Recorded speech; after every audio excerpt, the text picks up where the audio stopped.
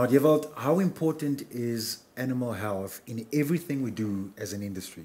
Of the utmost importance, Mac. Animal health obviously is the start of everything. The animals are our products, and it's important for us to ensure that these animals are healthy.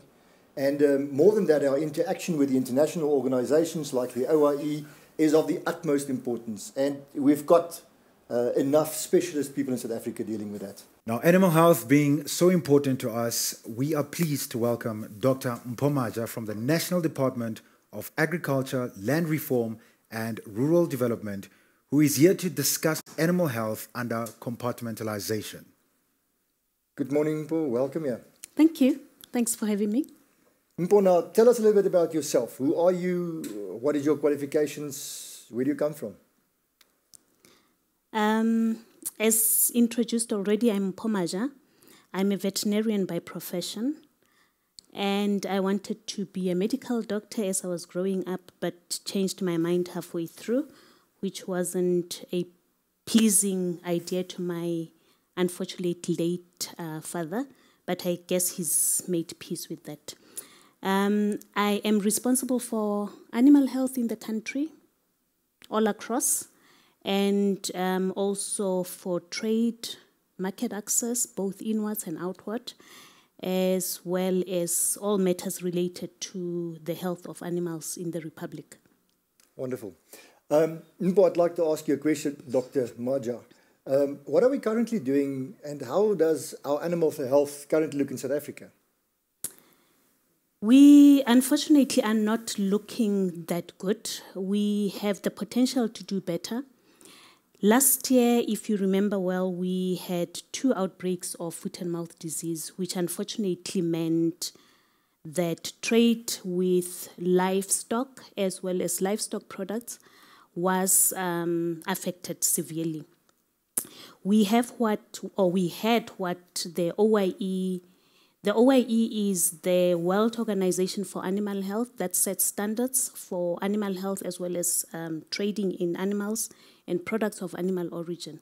So we lost the foot and mouth disease status in January of 2019 when we had an outbreak. We are currently controlling and containing another outbreak in Limpopo that was reported in November. We are doing fairly well with the control of that, and hopefully at some point soon, we will be able to regain the foot and mouth disease-free status. With regards to other diseases, we are also doing fairly well, not as good as we could if we put harder effort into controlling diseases. The main diseases that still bother us remain things like brucellosis, which unfortunately is also a zoonosis, meaning that it affects people. And there's a few other diseases that we could do better if we put our heads together. I think it's important to just touch on the fact that we don't have our FMD-free status back, and that has an influence on trade per se.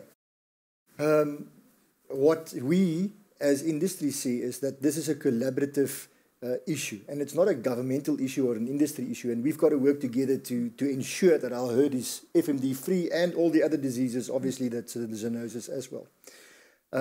We're discussing the setup or the possibility of compartments, of isolating specific animals. Do you think it will be possible, and if it's possible at all, what would it mean in the health section or animal health per se?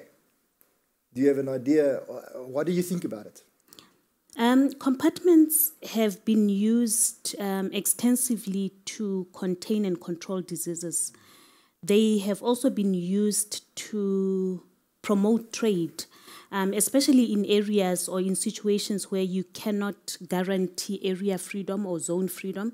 So going the compartment route, I think, is a good idea, and most trade partners are warming up to the idea of compartments. So we should be driving that direction and making sure that we have compartments that are free of specific diseases, probably all diseases. And my idea is that if we have compartments everywhere in the country, bits and pieces of compartments, literally everywhere, it would improve the general health status, and eventually the whole country would be of a good animal health status. I think, Mac, just to say something else here, I think at the end of the day, it's all about us, meaning industry and government, doing something. And I always say, aim small, miss small. But we've got to start somewhere and looking at the smaller things to do. What is very important specifically, I think also, is inclusivity. This mustn't be exclusive and excluding people who wants to be part of a system. I think we can do this, and we can do this together to create compartments, starting small, comply with some sort of compartments, and then explaining why do we do it and how do we do it. Correct. Mpho, now, how would compartments influence our national herd's health?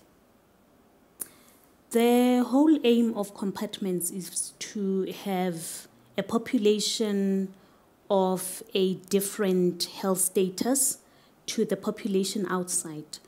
So if we had compartments that are of a better health status everywhere in the country, small compartments everywhere, literally, it would translate to a better animal population nationwide, and I think that is what we need to be aiming for. Brilliant. I agree with you. Wonderful. Right, don't go anywhere. That's it from Dr. Mpho Maja from the National Department of Agriculture, Land Reform and Rural Development. Thank you very much for making time, my lady, and go well. Thank you for having me, and all the best with the conference.